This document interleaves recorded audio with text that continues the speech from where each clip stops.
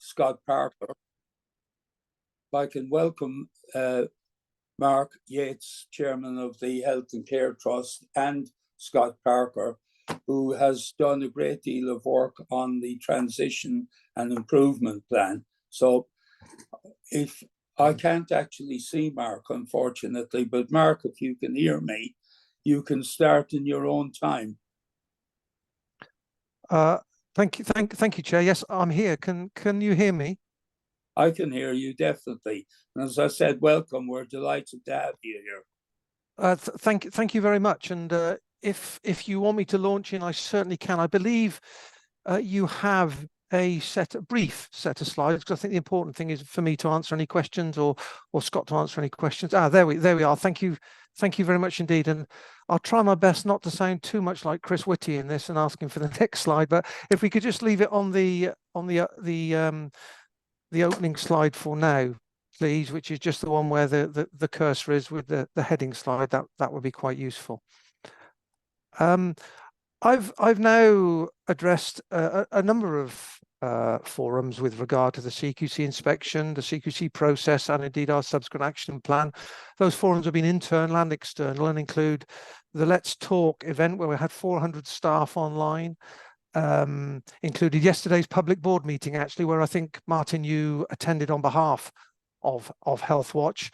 Yes. And I've spoken to many other forums. And what I like to do before I mention anything to do with this is to give some clarity, in my view, as chair of the organisation, as to where I and indeed the board stand on this, before I then give a little bit more flavour to the history and where we are now and what we're doing in the future. Because there is absolute clarity in my mind and in board's mind that every single word of the CQC report, every single word of the improvement plan and the actions as a result of the improvement plan are owned collectively and individually by the board. The board is the leadership and the leaders, senior leaders of the organisation. And as such, it's for us, the leaders, the senior leaders, to set the tone, set the tempo, and give the clarity to the organisation with regard to the improvements and indeed what the report says about us. Because I have clarity in my mind, and I know board has clarity collectively and individually in their minds, that the CQC report, although it contains many complementary things, which I'm sure we won't get to discuss, and rightly so, because we need to focus on what is in essence our past failures. We don't blame anybody else. We don't look anywhere else to start pointing fingers. It's us, the board of the organisation, collectively and individually, that I have responsibility for what goes on.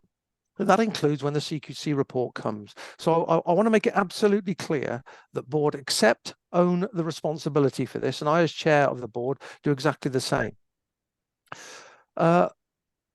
Those failures, and I'm very happy to be honest and call them that, because that's what they are.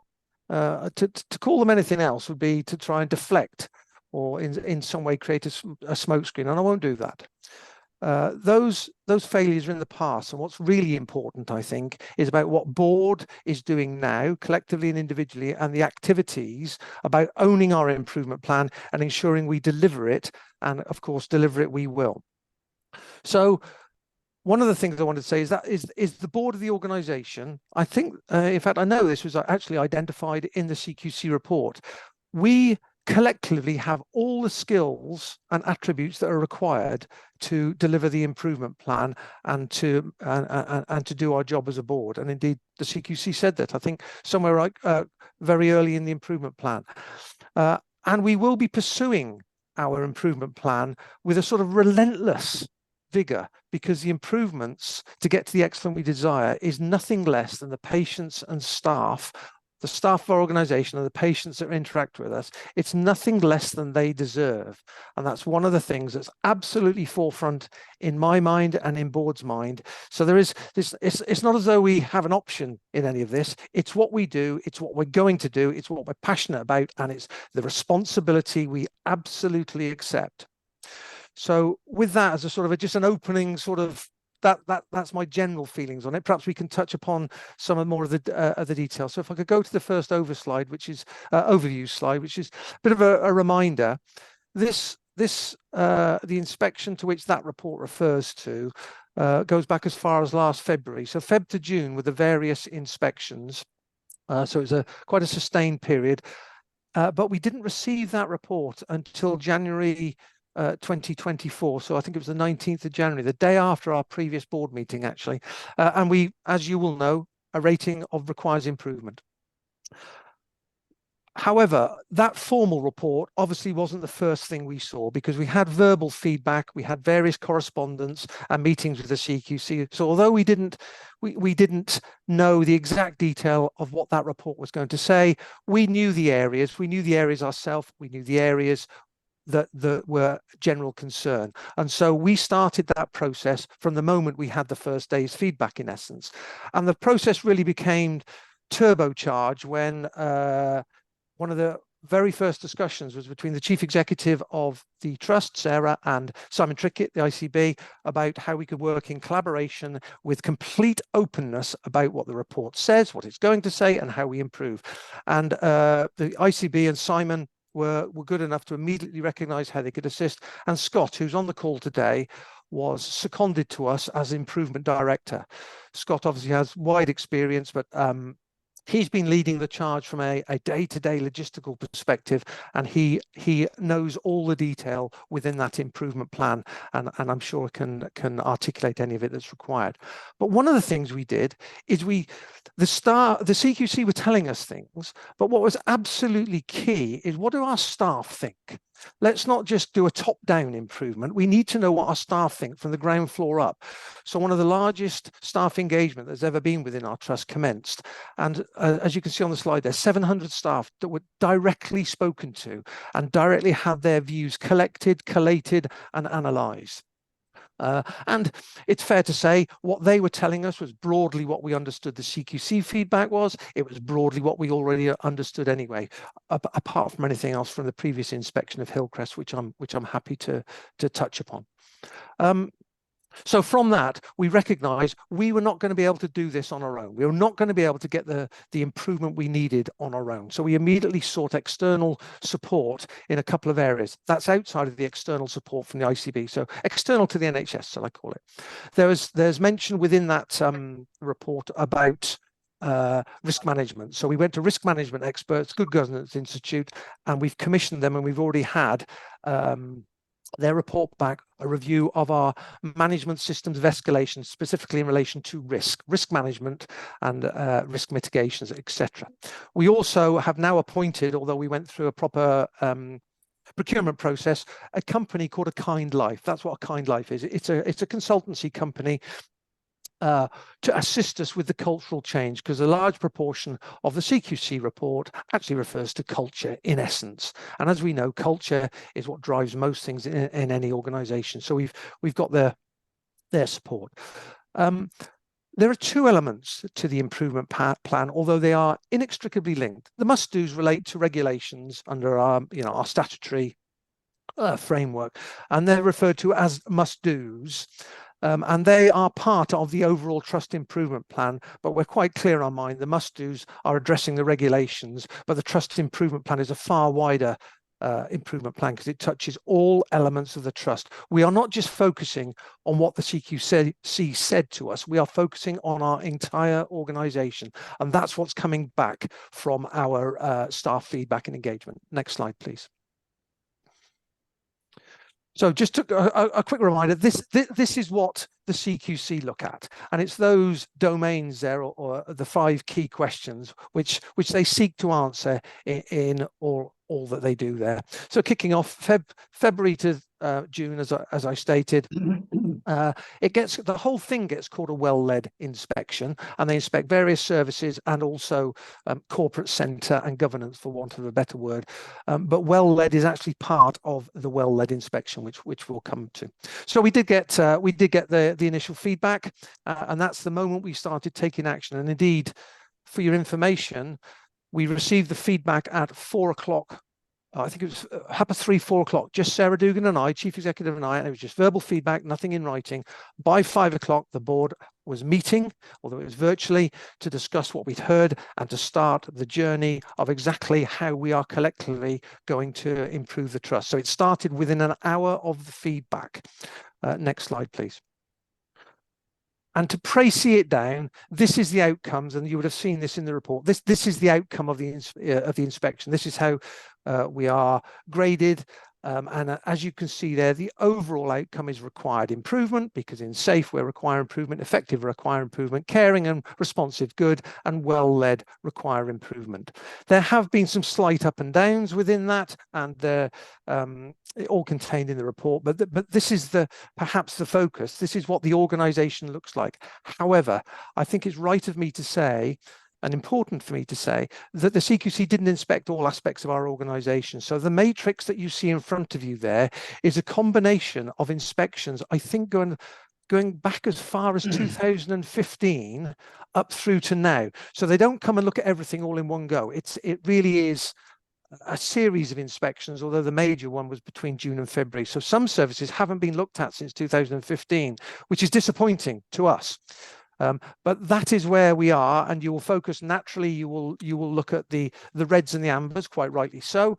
If you can't see it because it's too small, the whites with the stars on are the outstanding, but the reds and the ambers, and you'll see that red down there, and that's in relation to our inpatient units. And you'll be used to seeing that unfortunate red, because it is, and that started in Hillcrest. But that actual line there has been improved, because that was inadequate. That line is now rated as requires improvement. So this inspection did lift the line up, although that one area of safety is still inadequate. Next slide, please.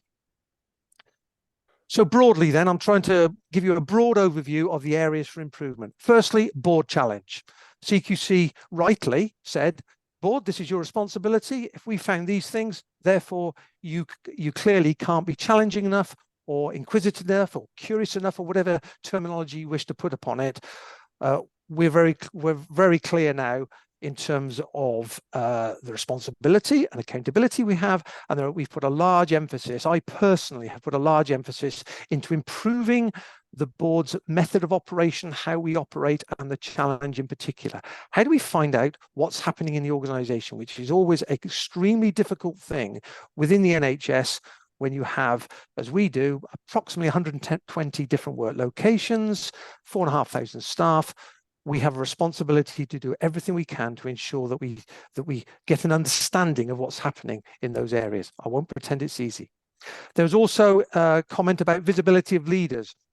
And of course, leaders is a term that goes, right from myself as chair and the chief executive, right the way down through to the first tier leadership that would be seen to be in charge of a watch, at 2 o'clock in the morning on a Friday night, for example. So we've tried to get under exactly what that means through the staff engagement. What is the visibility that is desired?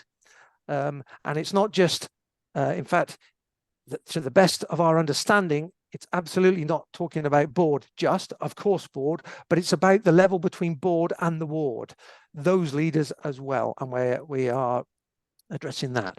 The culture of the organisation is woven, I would suggest, throughout the report, and the culture needs to improve. There is no doubt about it. You only have to read, the next item down, EDI, equality, diversity, inclusion, and equity. And specifically, race was mentioned. The CQC inspectors heard comments made to them which could easily and were viewed and should be viewed as racist. We, obviously, with 4,500 staff, unfortunately, we will have people that are racist, that are misogynists, that are transphobes, because we are part of society. But we will not tolerate that. We will do everything we can to eradicate it, and that is a large part of our improvement plan. Risk escalation and moderation, I mentioned. This was about, are the risks that are prevalent at the front line, are they escalating and getting up through to the board, so board is understanding of those risks, or are there gaps in that process? And I can touch upon that. And that's where GGI, and we've had a full review of that process done already. Speaking up. Now, freedom to speak up is a process in the NHS that you're all aware of, and we have a freedom to speak up guardian. But it's more than that, because staff have multiple ways of speaking up should they wish to, whether that be through their line manager, which should really be the first port of call. But of course, we understand that the line manager may be the thing they wish to speak up about. So they need other avenues to speak up. Trade unions, line managers, freedom to speak up guardian. In fact, as I see in my mailbox, and direct to myself, direct to the chief executive, there are multiple ways of speaking up, and we really need to encourage that, because by speaking up, one, we find out the problems as quickly as possible, but two, we create that culture of improvement, because the way to get improvement is, of course, to know the problems, and you can't improve unless you know the problems. So speaking up fits into that. Sexual safety formed a sort of a small part of the report, but it's extremely important, and hence that's why I've put it on this list, because sexual safety is something which is it's a fundamental human right to everybody. The report referred to the inpatient mental health units. And that's an area, of course, of concern and an area for improvement. And then lastly on this list, governance of training, appraisal and supervision. There were one or two areas where this was found to be not what it should be. And for example, we deliver very, very good services in our community physical health services, for want of a better term. And the feedback we had from the CQC was absolutely excellent. It really was. Well, read the report. But there were one or two, should we call it governance issues, in terms of the clinical supervision, appraisal rate, mandatory training, that weren't where they should be. And that's why that service was rated as inadequate. So next slide, please. Sorry, that service wasn't rated as inadequate. That's my mistake. It was rated as required improvement. It wasn't rated as inadequate. Okay, so current actions. This is the key bit, I think. It's about what are we doing about it, and how are we improving? So as I've mentioned, GGI have come in, conducted a review, and that review just wasn't a paper review. They did a survey across the organisation, so involving those first line leaders as to their understanding of risk, how they escalate risk, what the feedback about risk is. And so, as you can see there on the slide there, some recommendations around the training needs of the across the organisation, and that is already taking place and is in train. Risk appetite statement, which is currently being reviewed and agreed. The risk moderation group, because there was concerns from the CQC about moderation of risk. Are they moderated appropriately as they rise through the organisation? So we put in some training and actions there, and adopt a set of key performance indicators for the risk management process. So we only received that report, I think, maybe 3 weeks, a month ago, something like that. So although some actions are in progress, clearly there's also only within the sort of 3 weeks or month period, and I can't remember when it landed with us, that's still being addressed. Cultural change. This is the most difficult thing any organisation can do, but we've done it in a really holistic and sustainable manner. So we've engaged A Kind Life, which is the organisation, as I mentioned, for a leadership development programme, and it's mandated for all 600 leaders. That's from myself. I am mandated to attend, and there are 3 actual ABC modules. So they're all mandated to attend, but I'm happy to tell you, very pleased to tell you, although I make it quite clear it's mandated, the uptake of it, because the dates, because you have to attend 3 modules across a period of time, and there is some, for want of a better term, homework to do as well. The take up of those courses has been really, really good, and people are getting on them quickly. And they started, I think it was either earlier this week or last week.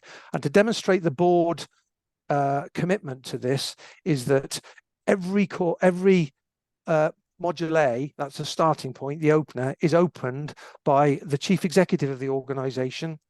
And I tried to attend as best I can. If the chief executive is unavailable, for example, there was one started yesterday, and the chief exec's obviously required to be at board, it's public board yesterday. So our director of nursing and quality opened it. So the starting point is, yes, it's us. Yes, we want to do this together. And then we hand over to our consultants that are helping us. The next one on the list, the National Cultural Care Programme. That was a national programme that was introduced. I think it was a direct result, I understand, of some of you may remember the Horrifying Panorama programme that surrounded a ward in mental health in inpatient ward in Manchester.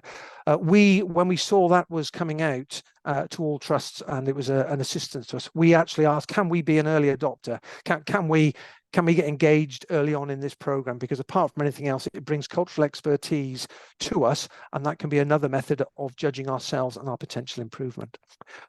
Two elements I've already mentioned: the action plan, the must-dos and improvement plan. I've mentioned that already. The governance. So, okay, there's all this stuff, and we are all well aware of the NHS, and can on occasion be very good at improvement plans, very good at plans, very good at diagrams, very good at words on the page. But what are we actually doing, and how are we actually making it happen?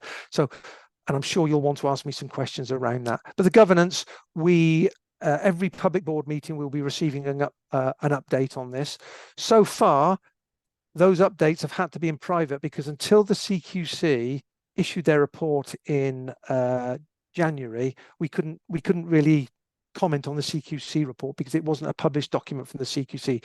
So we've been receiving those reports on how we're doing and challenging and questioning them. But from now, and as was seen yesterday at our public board meeting, we will be doing that in the public and very publicly. Because if there's one thing I will be about this, is absolutely open and transparent about what's happened, what we've done, how we're improving, and if necessary, how we're amending the plan as we move forward, because we want to learn. We're not going to get everything right. We won't. It's, you know, it's such a vast program of work that we need to learn from it. But the plan is received at every quality and safety committee meeting, and then the subset of the cultural and the people issues goes to the workforce committee. And I suppose it's right for me to point out the quality and safety committee. They're non-executive directors and executive directors, but also quality and safety has a seat at the table for yourselves. Health Watch, there's a seat at the table for the patient representatives. So it's not just us marking our homework. The ICB sit there, so there are others. There are plenty of people marking the homework as well, and that's exactly what we want. That's part of the openness and the transparency. If we could go to the next slide, which is probably the more, that's fine. Yes, please leave it there. And of course, board has the general oversight, and that's the official, or if you like, the public facing stuff. There's lots of stuff behind. So anyway, how are we actually doing this? And our improvement plan has 6 key work streams, and there'll be no great surprise to you. Number 1 is all around our inclusive culture and equality, diversity, inclusion and equity. And you can see there training and awareness, Kind Life programs already in go. We're refreshing and relaunching our EDIE strategy, which happened yesterday at public board. And you will see in that document, which is now a published document, you will see the actions we are to take. Freedom to speak up has been embellished quite significantly. So our Freedom to Speak Up Guardian is now a just short of full time. The reason I say just short of full time is because the person who is our guardian has a contract with us that's just short of full time. It was when I joined the organisation nearly 3 years ago now. It was 1 day a week, and it was clearly inadequate. So it's multiplied nearly 3 to 4-fold now. So that. And we're recruiting, in the process of recruiting Freedom to Speak Up champions, looking to get across every type of workforce and every work location, not the 120, but the general, you know, so adult inpatient, mental health, for example, community, physical health, neighbourhood teams, for example. So we're trying to cover the workforce with those. Obviously, we want to be very, very clearly and upfront an anti-racist organisation and being fair and just for all our workforce and indeed our patients. And that is what is enshrined within our cultural change. We've also introduced a behaviours framework already. That behaviours framework is absolutely not top-down. Part of our engagement was saying to the workforce, okay, so if we are to improve our culture, what are the behaviours you believe you and us, led by myself and the board, should be displaying? So that was a bottom-up piece of work, the behaviours framework, and it's now in play. Work stream 2 is the systems, processes and structures. This could be seen as the sort of boring bit to many people. It's the behind the scenes stuff, but it's really important because it's making sure that triumvirate leadership there is making sure that all our clinical delivery areas, that's our 5 SDUs, as we call them, service delivery units, they have a 3-way leadership. So they're clinically led and operationally enabled. So the clinician's voice, so that's the doctors and the nurses, is very clearly very clearly heard, and they're taking a leadership role along with the operational leaders that are there to make things happen. So there's that triumvirate of leadership, and we're making sure that that's common across all SDUs. And one of the reasons it's common is to ensure that everybody is very clear about their delegated responsibilities and accountabilities down through the organization. And that's where it touched upon number 2 there, the integrated governance.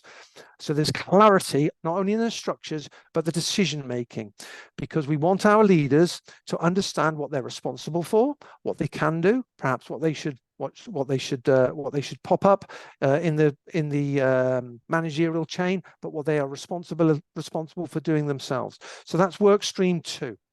And these aren't brand new, if you like. They haven't just kicked off in the last sort of month since the report. These have been going behind the scenes for the last probably 5-6 months now.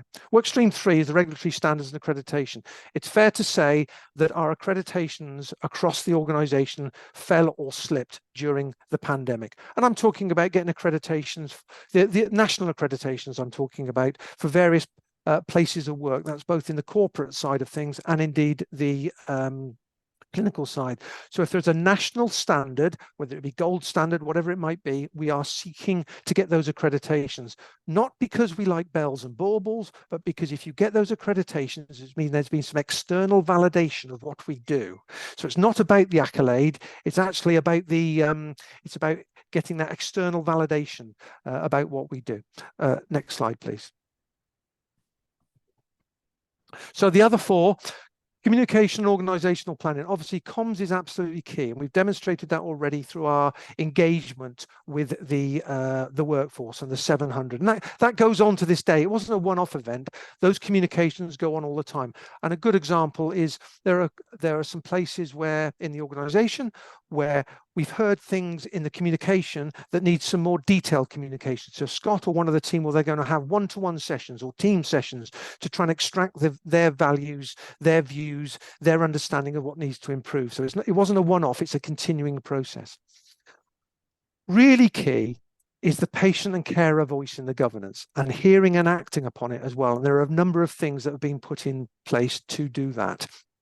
And in fact, our strategy refresh, which is due for this summer, right at the heart and the center of that will be the patient and carer voice. And you will know, for those that attend our board meetings, at the beginning of every board, we have a patient and or carer to tell us their views. And some of it can be quite uncomfortable hearing. And that's what we need to hear. We need to hear when we're not getting it right.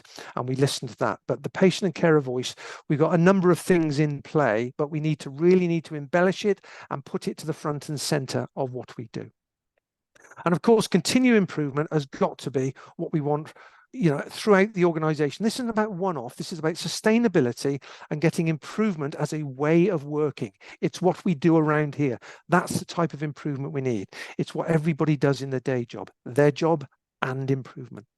Work stream 5 is about the risk management and board development.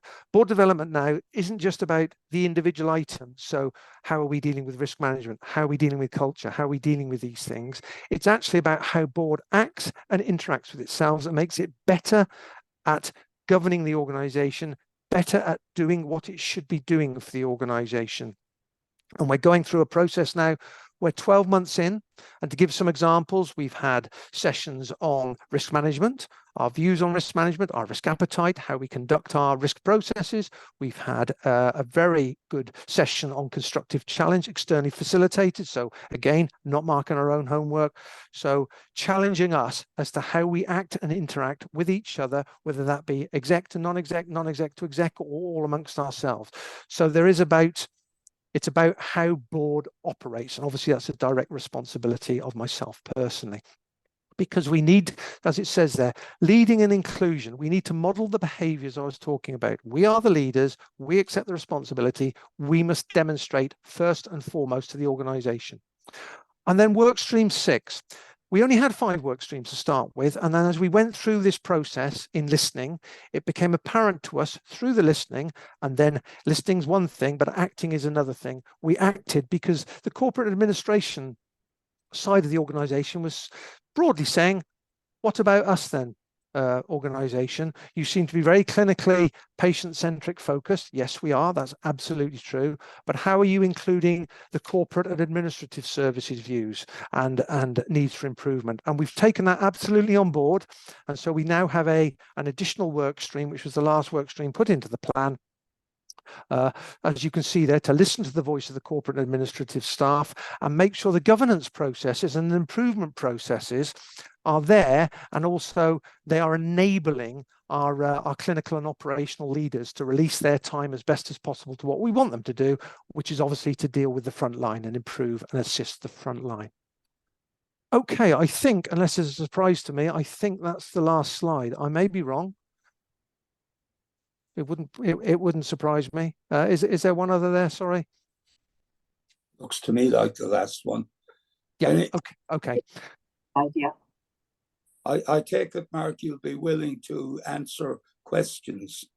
Of course, but I would say to colleagues, I'm happy to answer questions, but I think Scott is on the call. If there's any real sort of granularity or detail around improvement plan, then I might ask Scott to comment, because he's, to be fair, it's been, I do think Scott has a life outside the NHS, but sometimes I'm not sure, because he's been seconded to us from the ICB, and he's thrown himself and immersed himself fully into this. And you may actually want Scott's views on some of this as well, rather than mine. He does have an external ICB focus, and he is entrenched in it. And it's fair to say that Scott speaks his mind, he does to me, and vice versa. So you may wish to hear his view independently in any case. Fully understand that. Just a general comment here, Mark. I was going to ask you what you did in the war. We'd reached a point here where, you know, the board and the chairman, you as the chairman, had been in place leading up to this report, and we wondered what you were going to do differently. I was very heartened to hear you make a powerful statement about your own commitment to this, and the fact that you were going to be there driving it on, because without that, this will never happen. It's an absolutely key aspect of the implementation of the plan, that you actually take the responsibility, you and the board, and you're behind this, and you actually making things happen. So that preempted my first question, frankly. I now feel that there is a real drive behind this, because without prolonging this and talking about the past, there have been CQC reports in the past, and they've never attracted this sort of focus or reaction. The general view was, well, it wasn't even obvious that people took the CQC's analysis seriously. So it's heartening to find that that's been taken seriously. We now have an action plan, and of course, it'll need to be monitored going forward, and you've got a plan for that. So I'm happy to open this to questions from the floor. Well, it may be useful, Martin, if I just expand just a little bit, because you talked about my commitment. I don't know what's happened in the past, obviously, because No. I can only comment on my tenure. There was never any doubt. There was never any doubt that improvement and how you see it. And I accept personally, I'm chair of the board. I'm not stepping aside from responsibility from this. I might be non-executive, but that doesn't excuse. I'm chair of the board. I accept full responsibility for this. And just to explain, perhaps, I have one-to-one meetings with Scott as the Director of Improvement on a weekly basis. Now, it was monthly. It's now been stepped up to weekly. Scott can comment, and I would welcome his comment. My meetings with him are broadly, so what? I don't want to see writing on pieces of paper. I don't want to see diagrams. I want to see actions. So what actions have taken place? What are taking place? Who's doing them when? And what are the outcomes we're seeking? And how will we judge what those outcomes are and what changes have been made? So I meet with Scott regularly. I meet the chief executive one-to-one regularly. I'm going to say weekly, it's more than weekly. I have a new chief executive, as you're all aware, stepping up into the breach, and Robert Mackey, who's taken over, has already very, very clearly indicated his views are exactly the same as mine in terms of responsibility. I meet the Freedom to Speak Up Guardian on a one-to-one basis. I meet the Equality, Diversity, Inclusion, Equity Officer one-to-one. So that's privately. They can speak truth to power to implement my views and my actions. So there's a raft of things, sort of, should we say, informally, outside of the normal formal governance as well, Martin, and to demonstrate that commitment.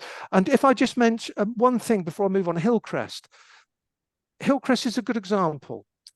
I'd encourage, and I think some of your colleagues may have been to Hillcrest, the change in Hillcrest since we received the CQC report into Hillcrest has been substantial.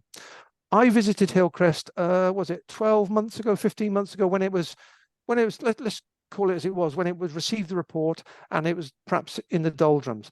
I visited last week, talked to all the staff there, talked to the leaders there, looked at the forum, looked at the therapeutic plans that are in place. It is a completely changed environment, a completely changed leadership, a complete changed environment for leadership and for the patients. It is an example of when board and executive and the leaders get behind a change, they can really make it happen. Hillcrest is now an exemplar for us. Yes. No, I think that is right, that you need the whole force of the organization to create cultural change. As you said, it's the most difficult thing to do. I'm going to be accused of cutting out the general audience here, so I would like to go to questions if at all possible. Can that be arranged? Hello? Anybody? Hi, Martin. Yes, you've got a question. Debbie's got her hand up, Debbie Lamont. Yeah, I can't actually see any of that, but Debbie, please go ahead. Can you hear me? Can you hear me, Debbie? Thank you. Mark, my question's around the cultural. Yes. Yeah. Can you hear me? I heard your question was around cultural something. I heard the word cultural. Can you hear me? Hello? Yes. Yeah, it's the cultural learning plan. I've been asked to know how you're going to know that training, how you that it's the training actually influence leaders, and what exactly will be the improvement measure. That's the exact type of question I asked Scott, so I'm pleased you asked it, because that's the fundamentals, the writing, the training, but what difference is it physically going to make? So how do we know it's making a difference? So there are a number of ways. There's the obvious ways, like a culture of an organization can often be judged a combination of sickness levels, turnover levels, discipline grievance levels, those type of normal workforce measures. But in addition to that, we have a couple of other measures. So we operate a pulse survey, which is being stepped up. And what that pulse survey is a survey to a proportion of our workforce every 2 months, so we can see emerging trends or trend lines up or down, and it's all around questions around their workplace and how they feel about their workplace, their organization, working with their colleagues and the culture. So we've got a way of measuring that culture. It is the most difficult thing. I appreciate, Debbie, you're right. It's extremely difficult to measure culture. So we've got the standard measures through the workforce metrics, but we've also got additional measures. And although it's a complex thing, there is and I forget what it's called, Scott may be able to help me, but there is all these things can be distilled into one single figure that you can, and so it is crude, I get that, but you can see whether you are improving or you are declining in your cultural measures. So that's broadly how we'll be officially monitoring it, but there are other things as well. For example, I and the other non-executive directors have a program of visits. In fact, I have visits outside the program visits as well. I speak to people, and one of the first things we ask people when we go onto wards or workplaces in the community is, how do you feel? What's it like working for the organization? So we can do what I call a temperature take of the organization. On a monthly basis, the non-executive directors get together. We are charged with giving the responsibility, the challenge, curious challenge to the board, to our executives. We get together to triangulate and speak to each other about what our feelings and findings are in the organization. I hope that answers your question, Debbie. Debbie? It does. Thank you. Thank you, Mark. Have we got any more questions? Yes, we've got a question from Chris and then a question from Brendan. So I'll unmute Chris. Go ahead, Chris. Thank you. This is a question for Scott. Scott, I come from a corporate background, and when things like this happen, there's a huge focus rightly on the leadership group. So we've heard this morning that there's been a great deal of action since the verbal feedback from the CQC went into the board. But obviously, my mind's taken back to, well, where was the leadership before that? So my question to you, Scott, is how confident are you that the board and the non-exec directors are up to the job? Are they able to change? Are they able to lead properly? Because clearly they haven't been in the past. And really, should some of those people, if not all of them, be replaced? Because in the corporate world, that's what would have happened by now. Thank you.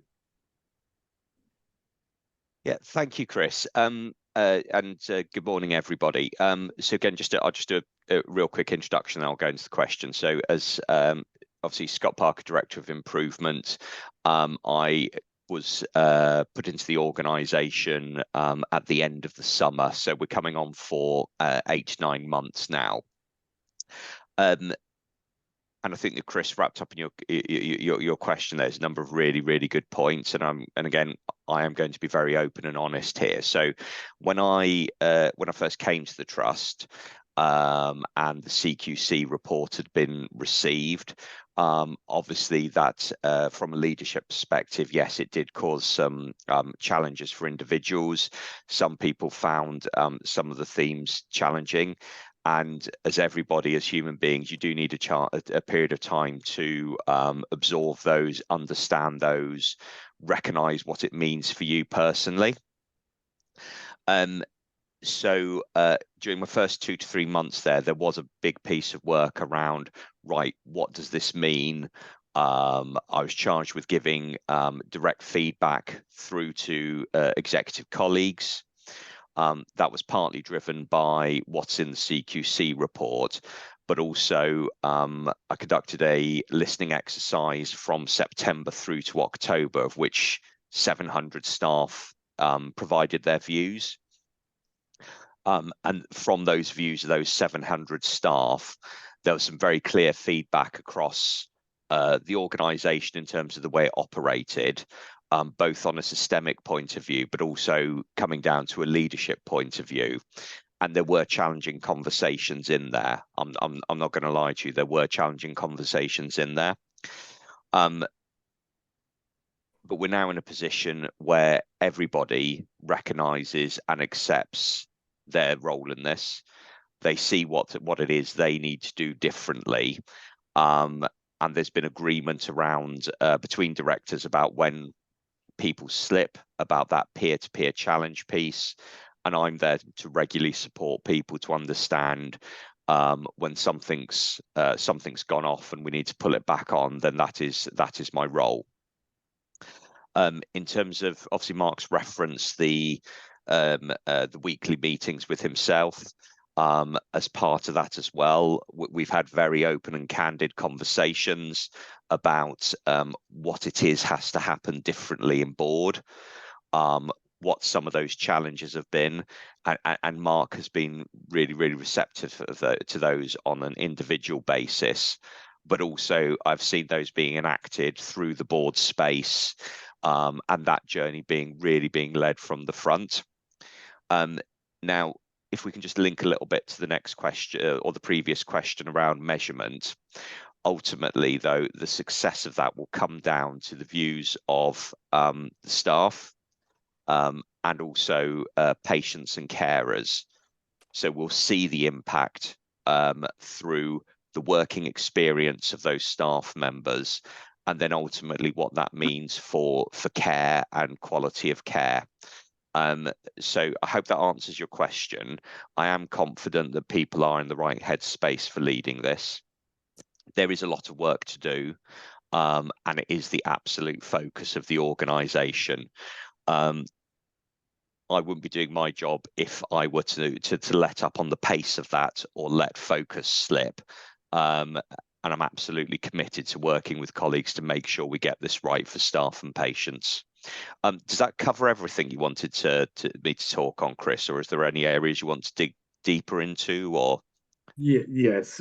So my question really was about the confidence that you have in the ability of the board, the existing board, to carry out this correction.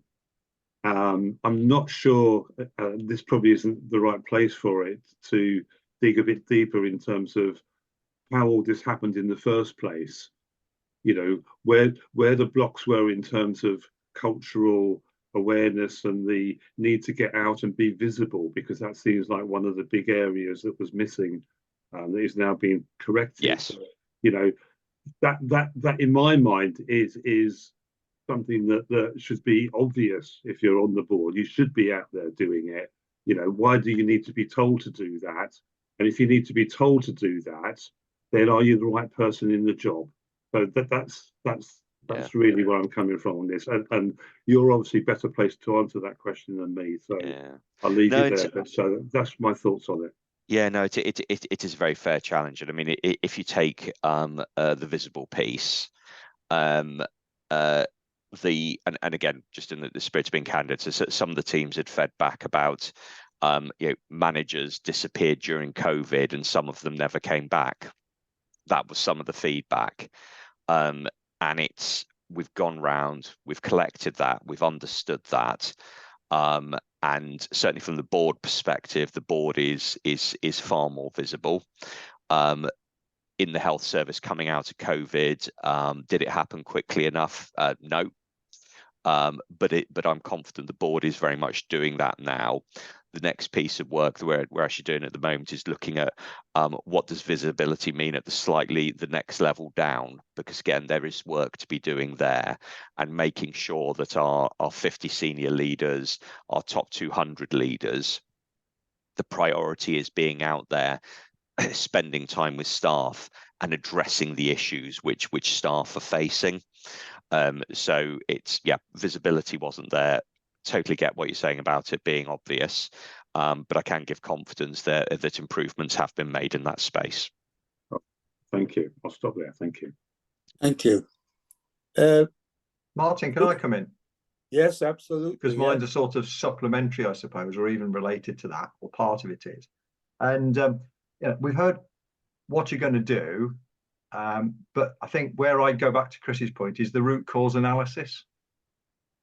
You know, what we didn't hear was an analysis of this is, and I don't want to dwell on the past, and the only importance from the past really is to make sure that we that what we're doing, what you're doing, is the right approach, and doing the right things rather than just a list of what somebody's told you.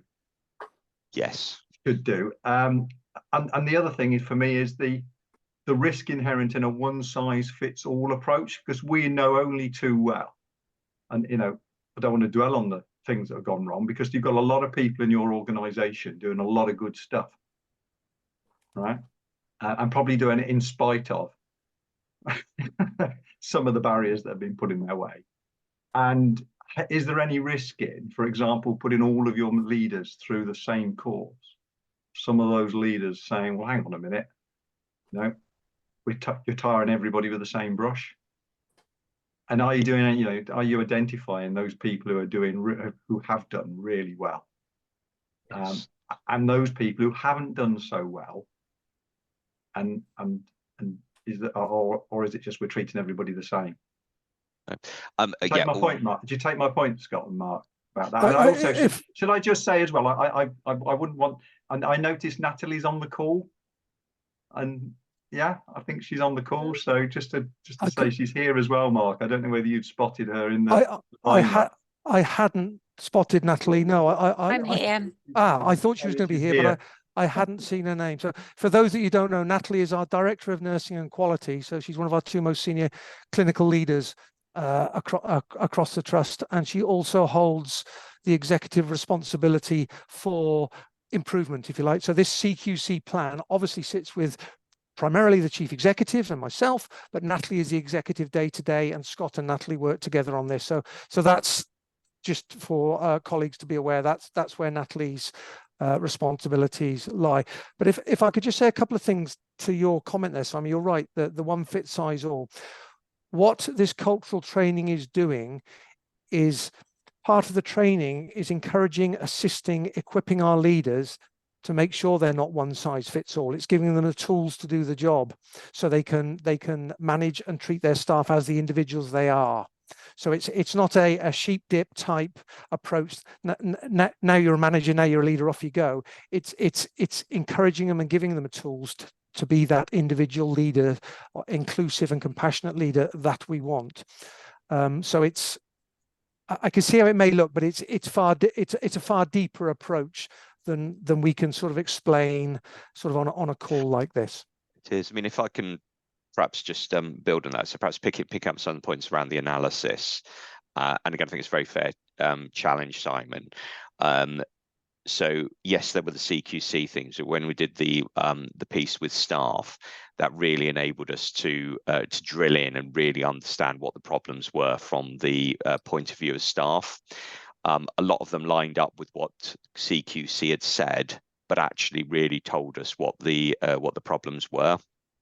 So if we do the training one, so staff, the feedback from them was that there were people who were treated differently. We didn't deal with, or the organisation didn't deal with bad behaviour. People just got moved around. Some of the interfaces with with management were not a positive experience. The observations which I'd made is that in an organisation with over 100 services, 120 odd locations, what had developed were a whole series of individual little microcultures, and there wasn't the piece that brought everybody together. So some people had a fantastic experience of work, some people had a really bad experience of work because of that local local situation. Managers themselves were saying that they hadn't had the training since before COVID. There were challenges from those managers about the support they received from HR. So what we constructed was with this training process, a number of things which have to come together here. This first training program, it's about that baseline. So those baseline skills, that baseline expectation, taking that behaviours guide, what's that absolute expectation? What does it mean to be a supervisor, manager or leader in this organisation? And saying to everybody, right, this is your base level. The next phase of it, we're going into the data about where are the individual pockets of challenge, what are the specific interventions we need to put in there to support the improvement those staff want and deserve. We're also making some fundamental changes around things like policies, which can be quite dry, but we're in the process of we're actually going to be scrapping 4 policies. So things like grievances, bullying and harassment, and bringing those together into a resolution approach. Now, Devon Partnership did something similar, and they'd reduced the number of things which got to grievance by 50%. So what that does is it empowers people to have the conversations at an early stage and resolve those issues, rather than waiting before they become so embedded that there's problematic relationships. So again, there's a period of time on this one, but there's that key policy change as well. And then, you know, there's things about the difficult decisions you have to make throughout the HR sphere. When there is something that isn't right, you deal with it swiftly. So that is about leadership and making decisive decisions. And again, things have really started to change on it. One other bit I'll just pick up there is that the work around the governance structure. Yes, it is putting a level of standardization in there, but some of the things the CQC found around board are hearing different things or worried about different things than staff on the ground. Staff don't know what's going on in the organisation. Now, part of that is about leadership behaviours, but also part of that is how things flow through the organisation. By having the regularised structure we've put in place, which is based around it was based around the triumvirate approach, which is again pulling the views of the medics, the nurses, the therapists, the operational staff together. that gives that route for that rounded view and allowing information to flow up and down. In terms of knowing all of that's working, because once that all starts to come together, that staff experience starts to improve, and we will start to take out some of the issues of that absolute variation, and that is at all levels. So I'm not going to sugarcoat anything. There is some journeys there, but there's some really fantastic things in the organisation, as you highlighted, Simon, and it's about us putting these structures in place, putting the culture in place, where we learn from those good things, but when things don't go as well, we learn from what hasn't gone well and we put it right, and we really empower those staff and those managers to take that local ownership. Now, I appreciate there's a hell of a lot in there that I've just said there, Simon. So, if obviously any follow-up questions, thoughts, or points? No, I think I'd like to say something before we finish about how can we help, but I know there's other hands up, so I'll leave that until perhaps Martin. I'll just leave that until we get to the end of the item, and then we can ask that question. Okay. Have we got some more questions for Mark or Scott? Yes, we have Brendan Young. Okay, Brendan, go ahead.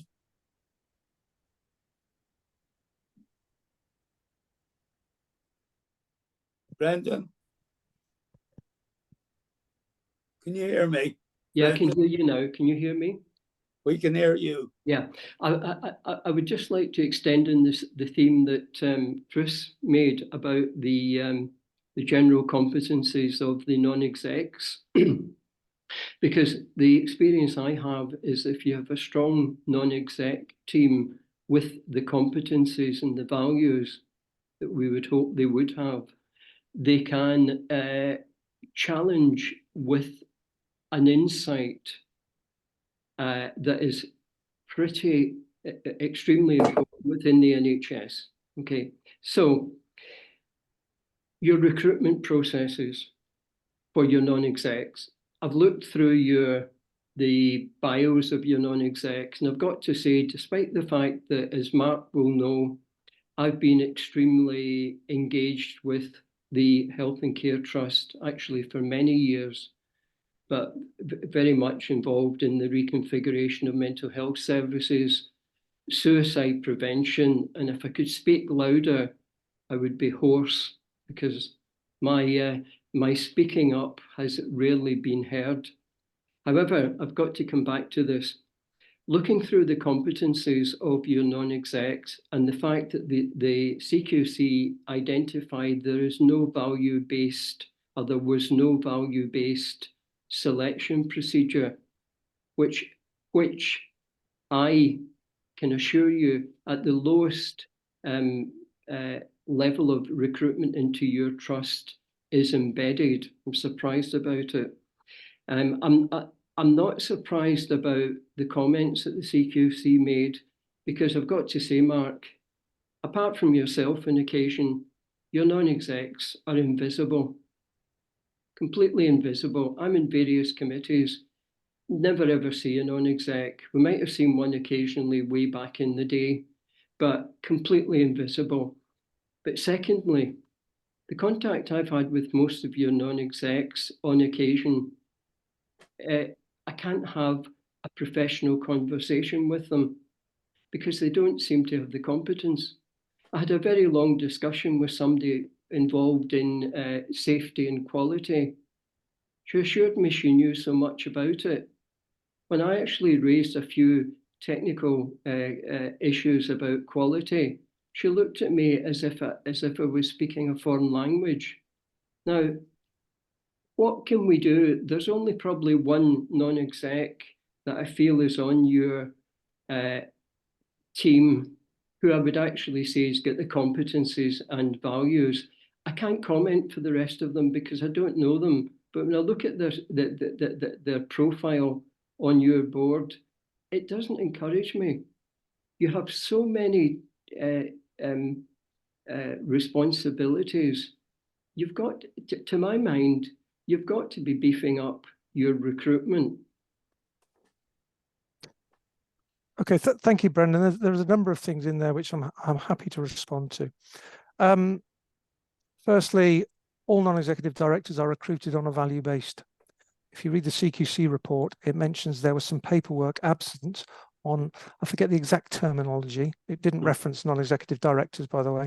And I can tell you what it referenced. It didn't mention specifically, but there are a number of executive directors. The chief executive is one of them that wasn't recruited in the normal way, because she, back in 13 years ago, was part of a, it was way before my time, obviously. She was a ring-fenced when the PCTs disappeared and the trust was created. I know. So there wasn't a recruitment process that you would expect to see. It was part of a redeployment, I understand. So there on her file, for example, there wouldn't be notes from a normal recruitment interview. That is what is being referenced. And I think there's one other. Okay, I misunderstood, but I'm talking about your non-executive. Okay, and that's why I'm coming to that. So all non-executive directors are recruited through a value-based recruitment. That recruitment involves NHS England and the ICB. So as I suggest, you just get openness from me. What you say about the recruitment of the non-executive directors is incorrect. And the competence of your non-executive directors. I'm dealing with them one at a time, Brendan. Okay. So the recruitment absolutely is done on a value-based. I can only talk about my time. Okay? I'm pleased to hear it. Last year, we recruited 4 brand new non-executive directors. Okay, so we've had quite a throughput, a changing, and those non-executive directors are of the highest caliber. I'm very clear on this. They are of the highest caliber individuals. Please look at their bios properly. Okay. I have done. Okay, so they are of the highest caliber, sitting on board, have wide board experience. What they may not have by design is NHS clinical experience. NHS clinical experience. We do have, by the way, 2 NHS clinical experienced NHS non-executive directors. The first one is chair of the Quality and Safety Committee, and she has a clinical background of 40 years, worked in NHS England, worked in NHS trusts. She chairs the quality. She was a dentist, I know that. Yeah, so she there's also another one that retired very shortly, was a senior nurse. Okay, so but the cadre of non-executive directors, in my view, and I've known a few across the piece, they are exceptional. The 4 new ones that we've taken on, and just to give you a broad background, if you like, one of them is exceptional. There's a workforce EDI specialist with employment law background. I know. There is a children's safeguarding, higher education, educational children's background.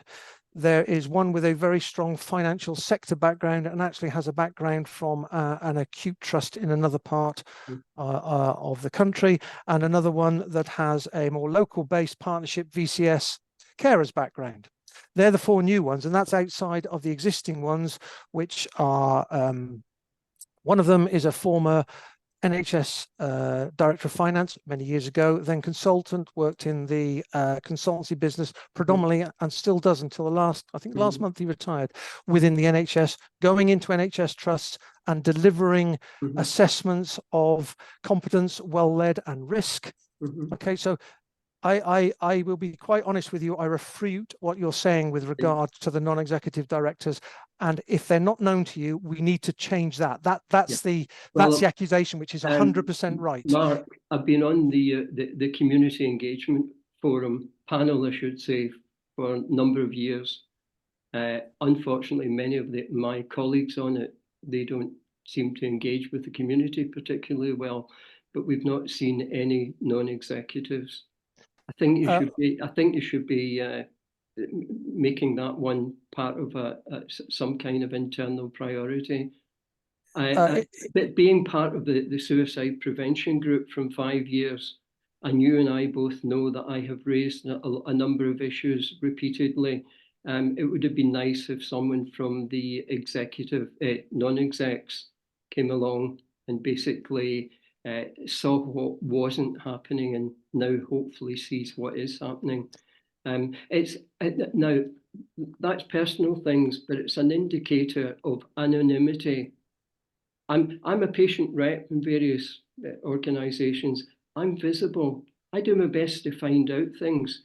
And I hope that your guys are going to be doing a bit of walking about and talking to people. I can give you absolute assurance that has happened, does happen, and is going to carry on to happen, but it's very much within our organisation. So non-executive directors are across the whole of the organisation. In fact, it's far more programmed now. We call them safety visits, but non-executive directors across the piece. We do need to remember, allegedly, they're 3 or 4 days a month. And if you take in a board day, a subcommittee day, so they all do more than the 3 or 4 days a month. But they are highly visible, as they should and be, they are paid, but they're not executives. They're not executives. I know, but they are paid to do their job. Yes, they are indeed. Brendan, Yes, they are indeed. We're going to have to move on because we've got some other people. That's really had a good examination of that question, and I suspect we'll be coming back to it. Are there any other questions here? Because we have a whole agenda to go through here after this. We've got two more questions, Martin. One from Don Beckett and one from Jonathan Sutton. And I think that Simon wanted to say something to wrap it up. Yeah. Okay, is Don going to go next? Yes, Don can go next. Good morning. I've got 2 questions actually. One is about the CQC report, so I'll deal with that one first. The CQC report said there was a lack of evidence to support patient involvement in service development and redesign and improvement. And it said that the trust published this was in place, but there were few examples. I just wondered how you were going to improve on that. Yeah, so thanks, Don. I mean, I'll pick that one up. So within the work around redeveloping the governance structures, there is an absolute commitment that the voice of patients, carers and staff get hardwired into that governance structure. So what I'd say is it is a fair challenge that the voice of patients and carers was not systemically seen through improvement. In some services that they do individually do it well, but in others that does not happen. So an absolute focus over the next 6 months as that governance structure embeds is expert by experience and how that patient voice plays through.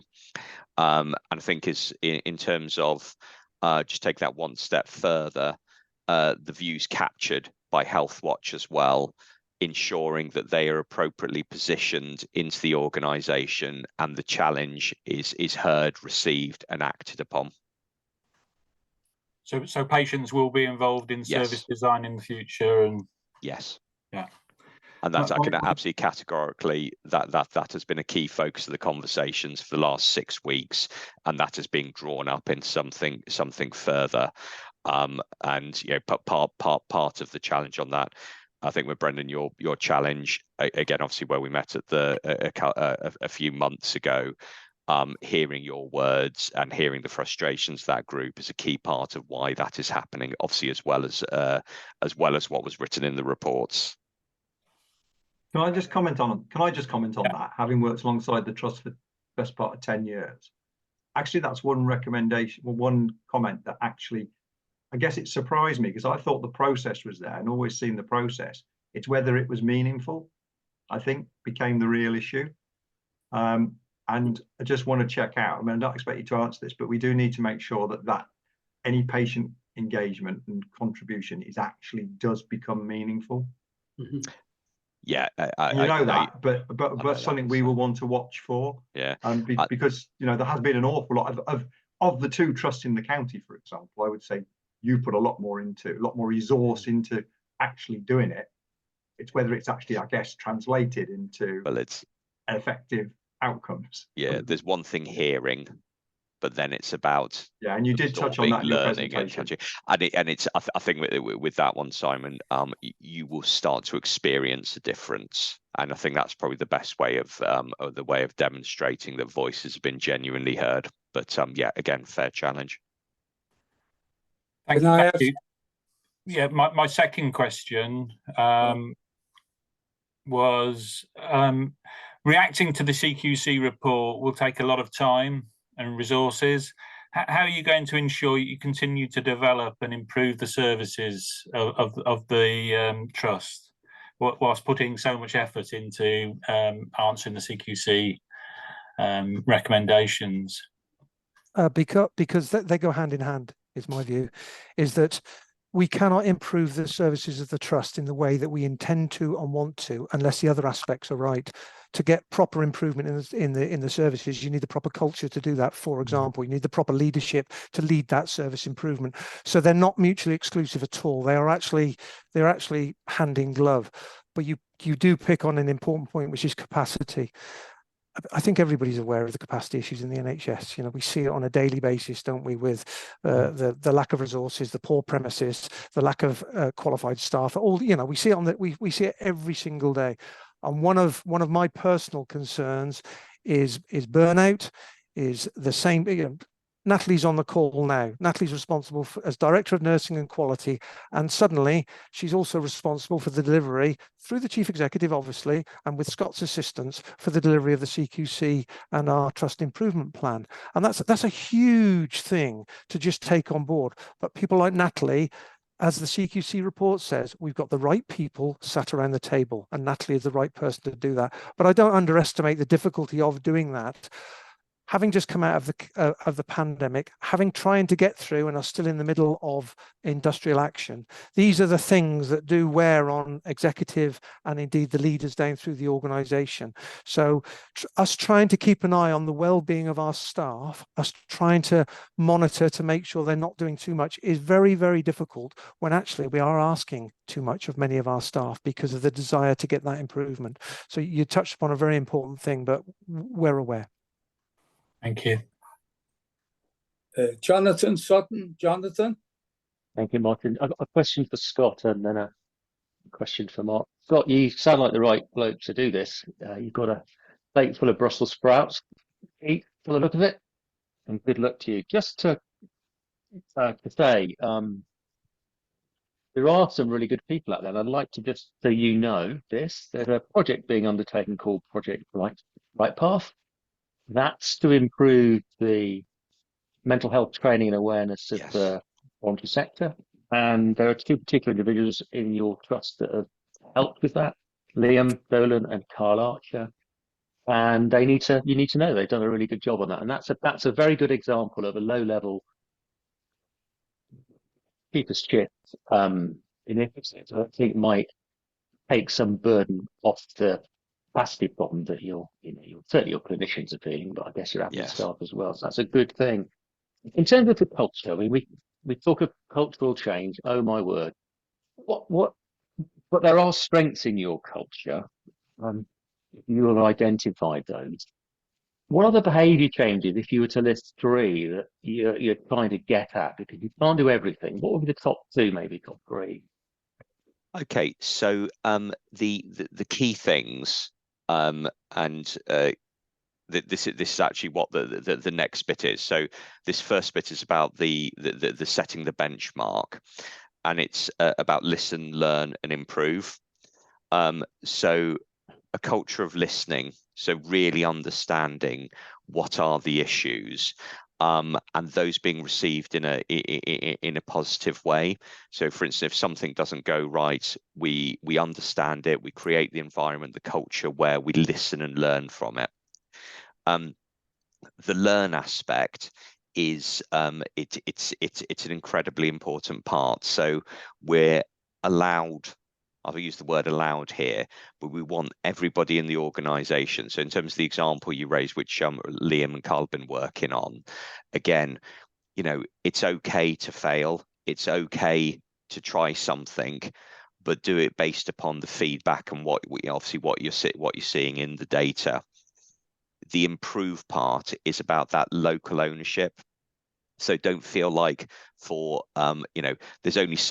there's only a certain number of things that you should actually be asking for permission for, and at the moment there's too much of a culture of asking for that permission. So again, that's about decision making at that front line.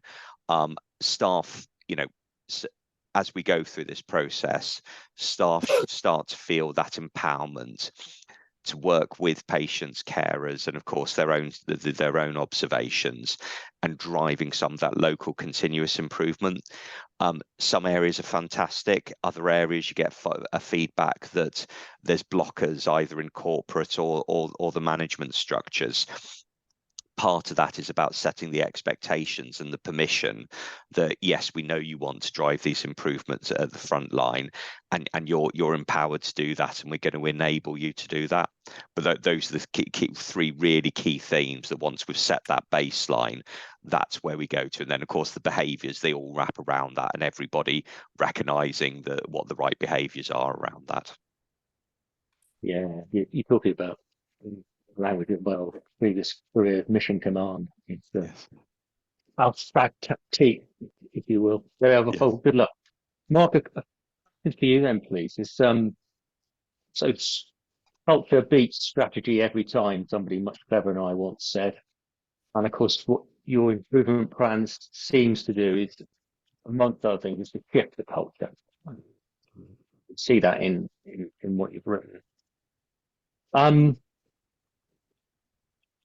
One thing I think your board might be blind to is the contribution of the voluntary sector to both helping some of the operational questions which have been raised today.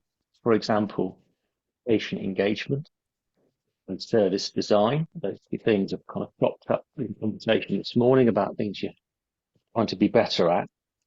And perhaps alleviating some of the capacity questions. Mental health services is a good example, isn't it?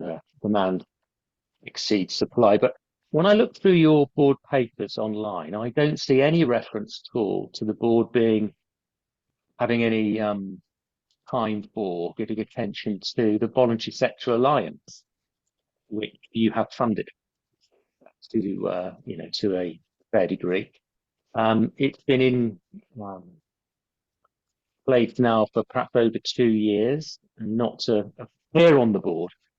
It's curious. Now, you do have a very good non-executive director, you'd say, with local DCS background. I would have thought that's a perfectly good task for that NED to take on, would be to bring that alliance to the board and review where it's at, to see where it can help you with your improvement plan. Would you be open to thinking about that?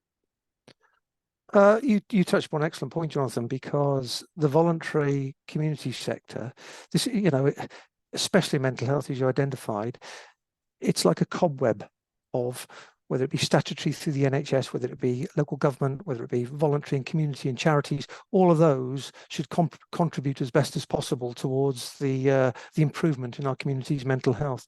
The board hasn't received a specific, to the best of my recollection, a specific paper or discussion purely on Worcestershire VCSE, but just yesterday, for example, yesterday afternoon, we had a session on volunteering. So the board had a presentation on volunteering, how we use volunteering within the trust, and how we are expanding volunteering, and across what areas we are expanding volunteering. And the discussion ensued about how we can use volunteers, how we can make the lot of volunteers better, and also how we can use them better within our services. And that was just yesterday afternoon. So less than 24 hours ago, that discussion was had.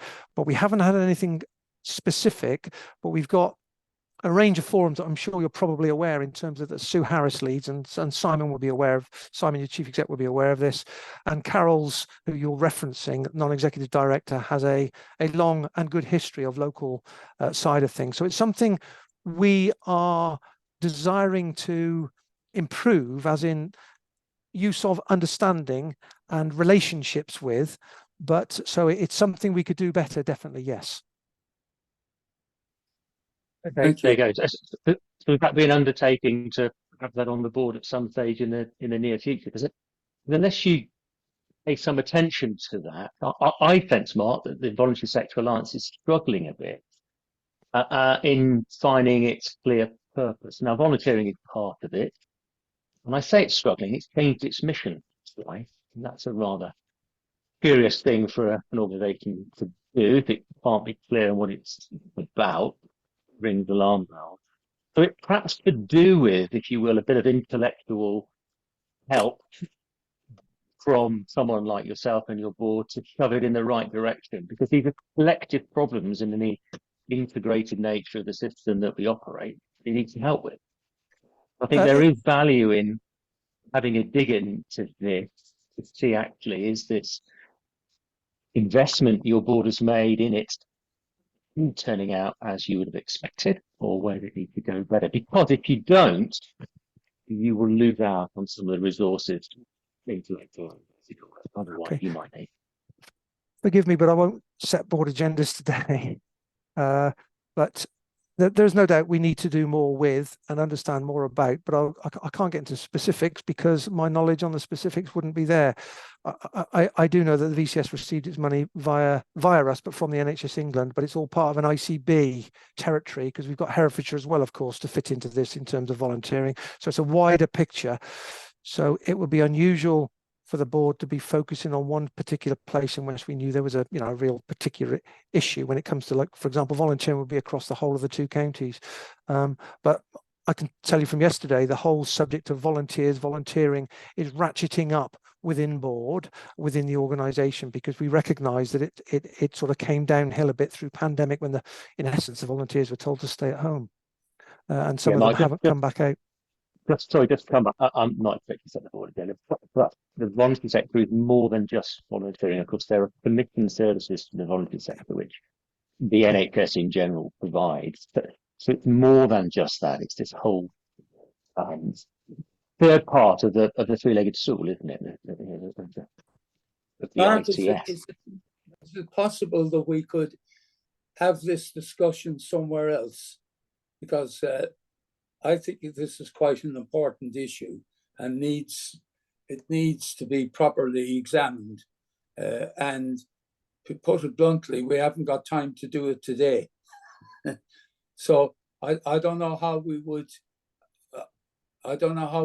actually progress it, but it would be good to have a wider discussion here about the place of the voluntary sector in this whole process, because it is becoming an increasing part and an important part of service delivery. Video now. Would that suit you, Jonathan? Hello? Martin, that would be absolutely fine. Thank you. Yeah. I just wanted to make sure that this is on Mark's radar, that he's got a lot on his plate, and I think there's a part here that can pick up a toggle rope in the military analogy of a log run to help. Okay. You'd be open to that approach, Mark, would you? Not necessarily you personally, but the appropriate person in the organisation, but it'd be good to have it with you too. 100%. As Jonathan described, 3-legged stool, we are part of that stool, and we recognise the other 2 legs, they're equally important. So yes, our organisation would always be part of any discussion, but yeah. Thank you very much. Simon, do you want to wrap up? Because this is, we've had a fair shot at this now. Martin, can I just interrupt there? We've got one question in the chat from Gaynor, who runs Behind the Smile. Gaynor's asking how they can get onto the patient engagement group. Did you hear that question? I was going to pick that up with a suggestion, actually, to Scott. I was going to pick that up in my wrap up, because I saw that in the chat, and I was going to say there is an interest, obviously, Scott, in spreading that invitation as wide as possible, and not being focused around particular individuals. No, absolutely. I think there's, in terms of some of the conversations around governance and how things fit in, it very much fits with that.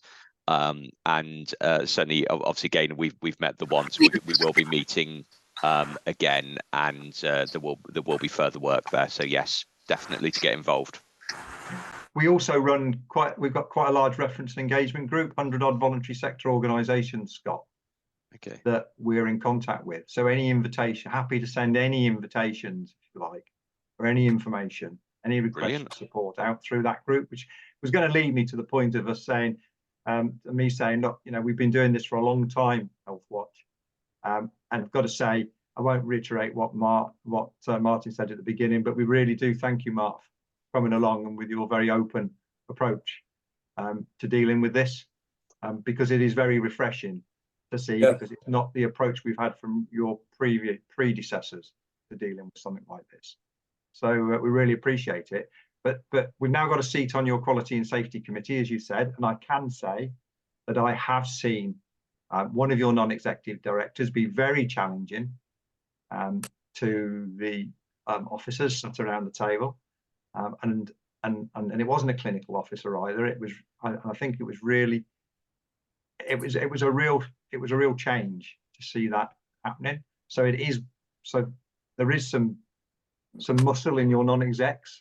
I think some bite, which we'll see. But what can we do to help beyond, you know, and we can have a conversation with Scott outside of this, but just to plant the seed with you, what else can we do within our role to help the trust on its improvement journey? It's a very glib statement, Simon, and I don't mean it to come over like that, but if we all do our job, then we get better. And I think Healthwatch's job, which is holding us to account in some ways, being the patient advocate, passing on the comments and continuing to do so, I think that's where you can help most. I think you can, attending quality and safety and offering that patient voice, that carer voice, and that challenge. And if you need further sessions to give you assurance or reassurance, whether it's Scott, myself, Natalie, I think that's where Healthwatch can play its best role in doing what it does best. Actually, is advocating and challenging. We've got some of that fixed. Scott's already agreed to do a weekly. My colleagues don't know yet that I was asked to arrange a meeting with Scott to have a 6 weekly catch up with Scott. Yeah, we've arranged that going forward, so that's going to be really useful. And Susie did module 1 of the training yesterday, so we'll give you some feedback on that as well. Scott, in due course. Fantastic. That will be warmly welcomed, as there's you know, there's nearly 600 staff booked on now, so it's the feedback is warmly welcomed. Okay, thank you, Martin. Thank you, Simon.